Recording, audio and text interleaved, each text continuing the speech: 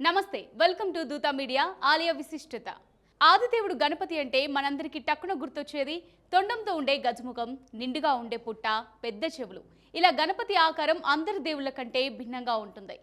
ఏ గుడిలో అయినా, ఏ ఫోటోలో అయినా మనకు తొండం ఉండే గణపయ్య మాత్రమే దర్శనమిస్తారు. అయితే నేను చెప్పబోయేది వింటే మీరు ఇప్పుడు షాక్ అవుతారు. అవునండి, తొండం లేని వినాయకుడి గురించి ఎప్పుడైనా మీరు విన్నారా? కనీసం ఆలోచన చేశారా? లేదు కదూ.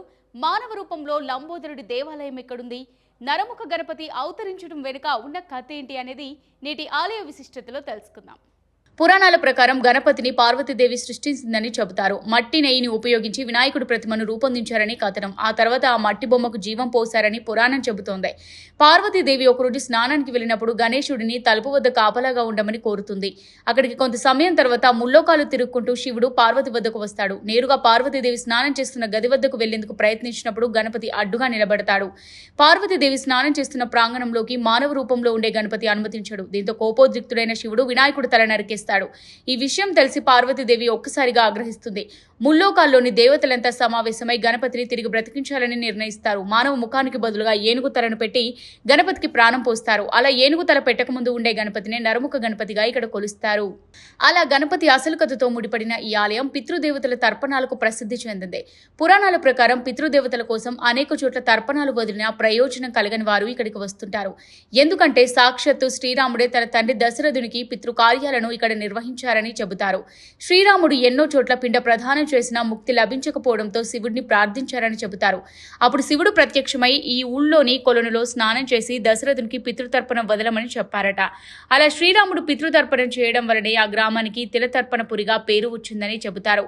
తిలలు అంటే నువ్వులు, తర్పణం అంటే వదలడం, పురి అంటే స్థలం అని అర్థం. అందుకే శ్రీరాముడు తిలలు వదిలిన ప్రాంతం కాబట్టి శ్రీరాముడు తన తండ్రికి 4 పిండాలు పెట్టగా వారు లింగాల రూపంలో మారడం జరిగిందని చెబుతారు.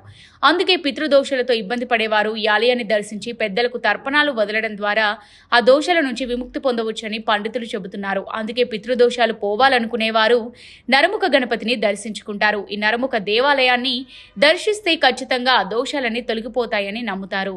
అంతేకాదు, ఈ ఆలయంలో ఆదిదేవుడు గణపతితో పాటు పార్వతీ పరమేశ్వరులను కూడా పూజిస్తారు. ప్రతి సంకష్టి చతుర్దశి నాడు మహాగురువు ఆగస్త్యుడు స్వయంగా ఆది వినాయకుడిని పూజిస్తారని ఇక్కడ భక్తులు నమ్ముతారు.